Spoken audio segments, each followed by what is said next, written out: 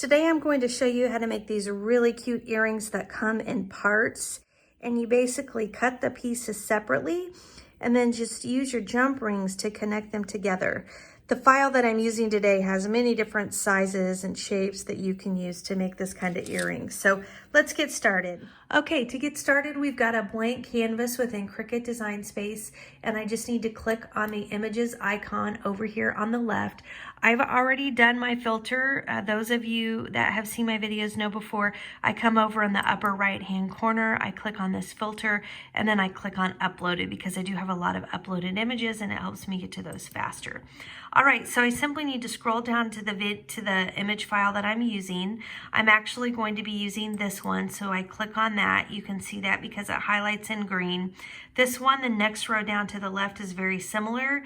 It's just that the shape on the bottom is a little smaller. I kind of debated between these two and ended with this one, and then I'm just going to insert the image.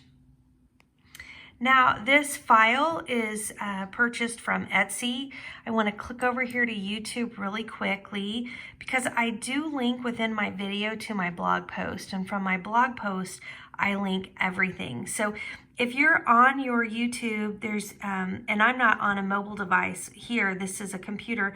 On a mobile device, you'll see a triangle right here. Click on that, that will open all the details of the video.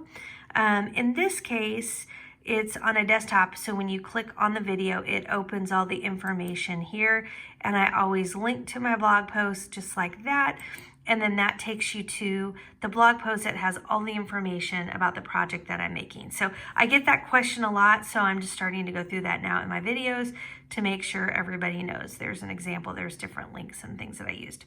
All right, so we're gonna go back over to Cricut Design Space. And I've got my project. Now you'll notice both pieces here are in black, and so we've got to change the color on one of them so that they don't print on the same material.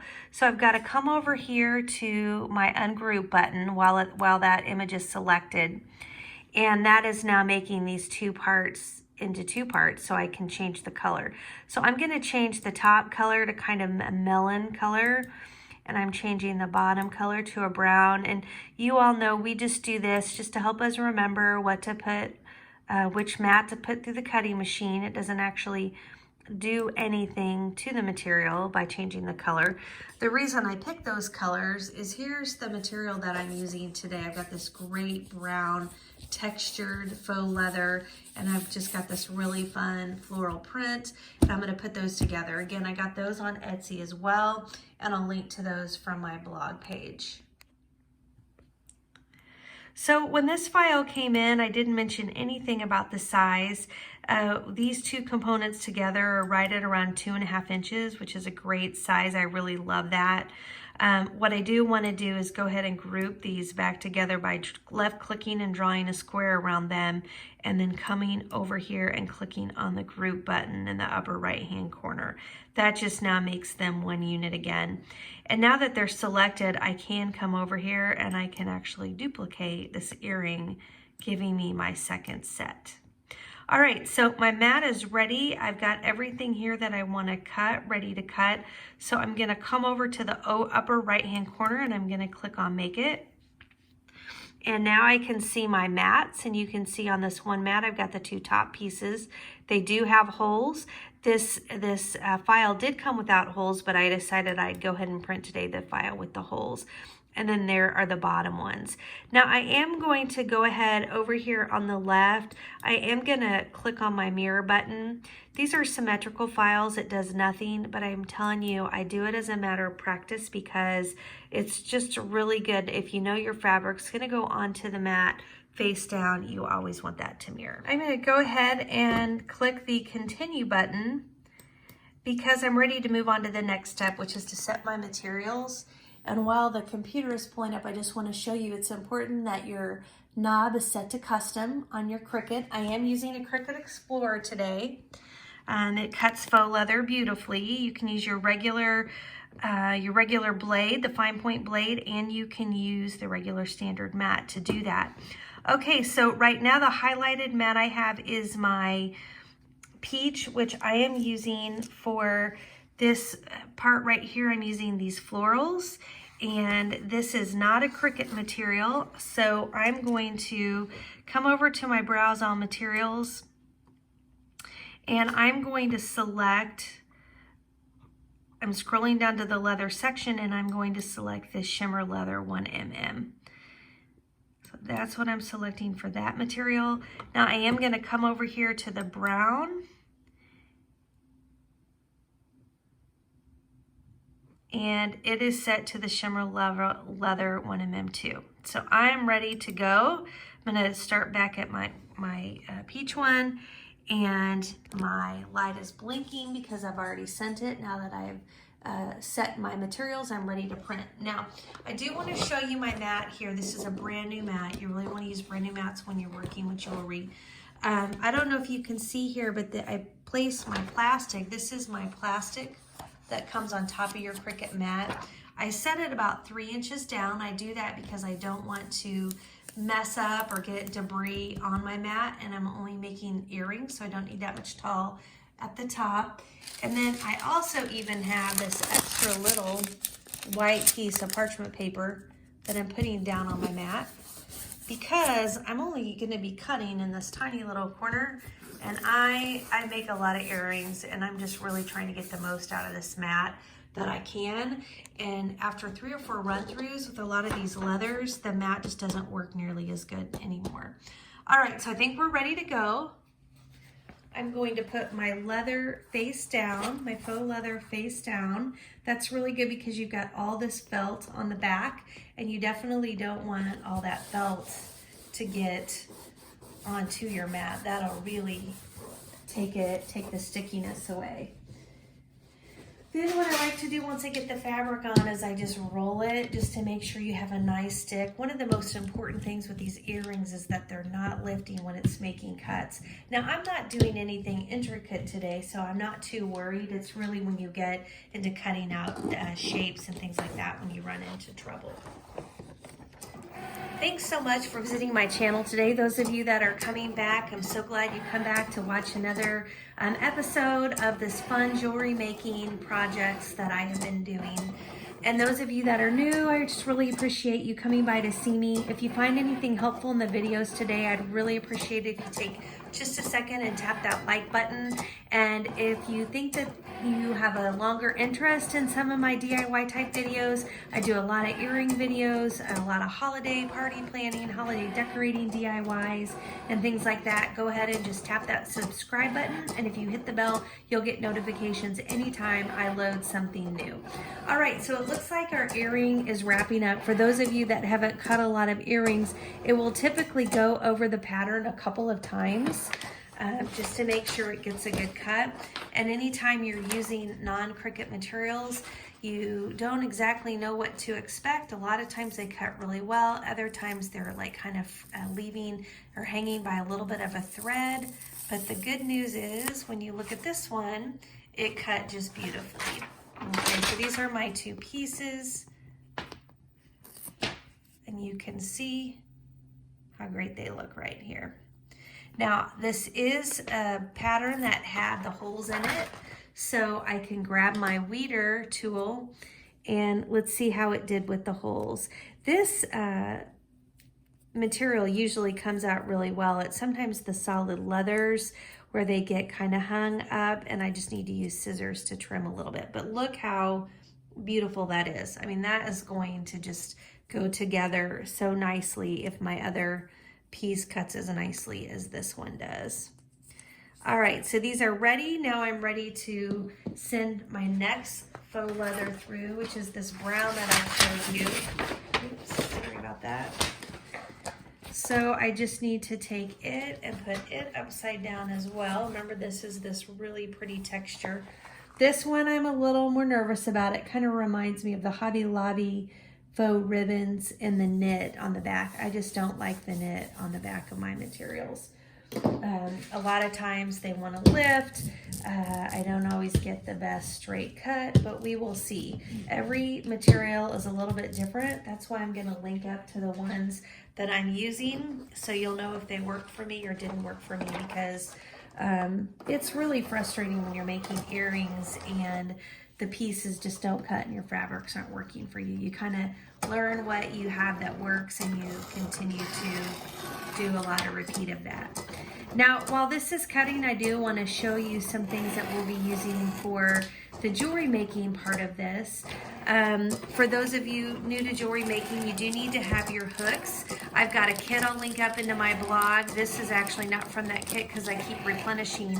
These are from Hobby Lobby, but these are just the basic hooks. They make them in silver, they make them in gold, so you can really do whatever your preference is. You also are going to need some jump rings. Jump rings are what hold the earrings together. They are circular, but there's kind of a crack on the top that you can split open, and that's how you put the earrings inside. This again is a bag that I got at Hobby Lobby. I use a lot from a kit that I purchased too. These are just, I'm trying to stock up because I'm doing a lot. Hobby Lobby has these, like for all of these jump rings, it's like $3.99 a bag, and they have it half price, you know, every couple weeks or whatever. So you can get the jump rings for pretty inexpensive. All right, so we'll come back to that in a minute because this is finished cutting. Let's see how we did. I wasn't really watching because we were taping. You can usually kind of tell how you're doing just by watching it cut. You can see it lift. Oh, good deal. Okay, this is looking pretty good. At first I thought, oh, I'm gonna have to cut a lot, but actually it does look like it's held up just a teeny tiny bit right here. We can trim that up pretty easily. So I'm just gonna grab my scissors. I really need to get a new pair. I've been cutting everything with these scissors, and so they're not sharp. You do wanna have a nice sharp pair of scissors so that you can be really precise when you're working with your jewelry. But that's not a problem at all. I've got that cut out. So the other interesting thing will be to see how the holes did here on this piece, because I'm not even seeing the holes. And that's not that uncommon. Sometimes you don't see them and then you get out your weeder and they're there and you just didn't notice them. But see, I'm kind of poking where I can see that hole was, and it doesn't look like it cut through that hole. And this is a textured leather. Sometimes it just has a really hard time breaking through to get to the hole. And this is when you have to decide, okay, am I going to try to use that as a guide and cut my hole, which is what I'm gonna do. This one is easy enough to see, but it's just kind of one hole right in the middle. So let me show you what I use to do that. Okay, so I placed my earring parts and I've actually put them together as if they're touching, even though we know when we put the ring on them, they won't be touching. And the reason I'm doing this is I want to line my hole up. I really can't see that hole very well, and I want to line it up to the hole above it because you want these earrings to be stacked really nicely right on top of each other. So I just found that spot and I put my weeder right on it. These weeders are smart, and then I'm just poking it right through there. And I think I was originally gonna do this to mark it and then punch on top of it. I haven't decided if I'm still punching on top of it yet, because the thing about the weeder tools, it does a pretty good job of getting a hole into the piece.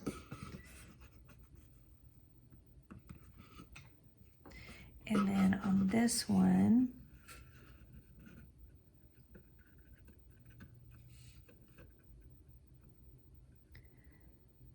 looks like it's right about here.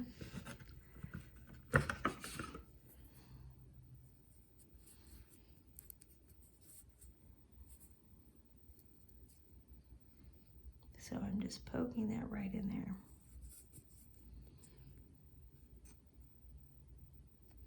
I do think I am going to come back through here with this.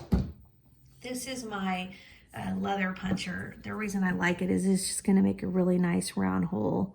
So I already made the hole, so I know where it is. I'm just lining this tool up on top of it so that I can squeeze it, and it just makes a really nice hole for me there.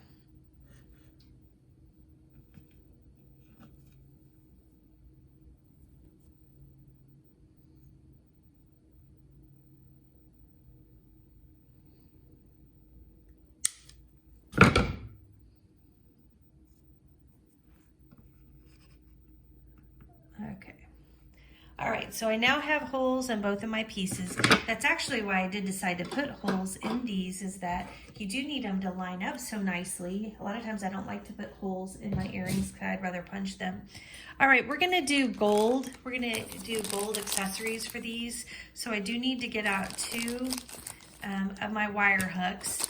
And then when I do my earrings, I normally have, for a pair of earrings that aren't connected, I always need two jump rings for each of them.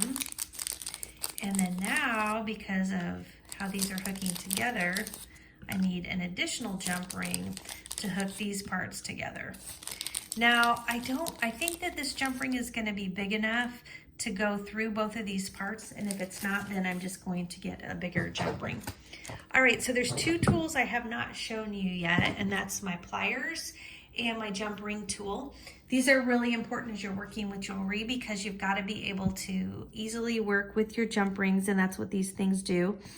And as you're working with jump rings, you just get the pliers and you get the jump ring opening to the very top, and then use your jump ring tool and slide it in the slit that fits the size the best. And then you need to push back. So you're not opening side to side. You're always pushing your jump rings back. And the first thing that I like to do is get a hook on each of my jump rings, and then I close those jump rings back up. So to do that, I put the tool back, put the jump ring back into the tool. Oops, wasn't holding that. And then I close that back up. You want it to really match exactly where it started and be the kind of that perfect circle. I don't know if you can tell, but I mean, you can't even tell that that was ever open. That's a really nicely put together jump ring. Something to kind of look at too if you're ever buying DIY jewelry. I like to make sure my jump rings look like they're closed up very nicely. Okay, so we've got to get the other hook onto the other jump ring. And then part one is done. All right, then the other thing we're gonna do, we're gonna skip the middle jump ring for now, and let's get these pieces hooked together. So we work with our jump ring the same way, no matter where it's going on our earring. So we're just grabbing it with the pliers facing up, opening that up, and then we need to get this onto one side, right? And then we know this faces up, and so it's gonna go in the hole that way. So right now it kind of looks like they're on top of each other, but they won't because there'll be a hook in here that pulls that up. So once you get both of your pieces into that jump ring, you can go ahead and close that jump ring back up. And again, that's perfect, like it's closed exactly to the beginning. All right, and then here's what shows you those two pieces hanging from each other. And I'm gonna go ahead and do the other one before we then hang it onto the hook. So again, finding where that top is. Sometimes I always say that's the hardest part. It's hard to see, it might be my eyes. Sometimes it's just hard to find that crack. Okay, so I'm opening it up. I'm putting in the bottom piece of my faux leather earring. And then I've got my top piece of my faux leather earring, and it'll go like that. So that helps me close it. And then now I'm ready to close up this piece of the earring. Oops, oh no, I may have messed that up. I always say that's a good training. Nope, that's a little iffy, let me see. It's gotta be closed right. If it's not closed right, your earring's probably not gonna hold. So I would rather spend an extra 30 seconds and then decide, do I need to get a new one? Let's see here. Nope, perfect, it's together just right. Okay, so we have those two. And then now what we need to do is we need to attach the hook to those, and we're gonna do that with this other jump ring, or third jump ring.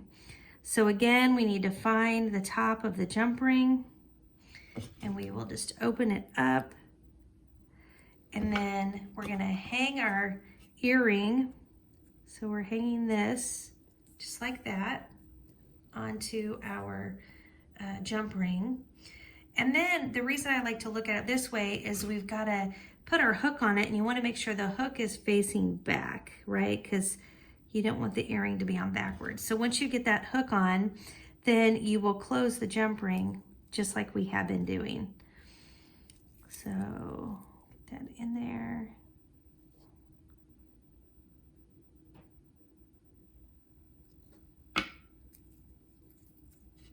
And that's it. Oh my gosh, I think they're just darling. I love the texture of this camel colored leather, and it did cut pretty easy. We did have to do a snip. I definitely don't think you could do anything intricate with it, like, you know, cut a snowflake out of it or a sleigh or anything like that. But I think it's fine for teardrops because you can go in and pretty easily snip to get whatever doesn't cut out of those. So again, here's my earring. Need to make sure the hook's going to be facing backwards, so I like to hold it up like that, and then I can put it on, and then we will close this earring up. Oops. So again, if you found anything helpful as you watched today, I'd really appreciate it if you give that video a like, subscribe if you think you're interested in watching more. I think these just turned out so cute. I can't wait to make more of the different shapes, and I also can't wait to even make more of these with just different patterns of faux leather, because I think these are just such a cute looking earring. So thanks so much for joining me today. Good luck if you try the project. Thanks, guys.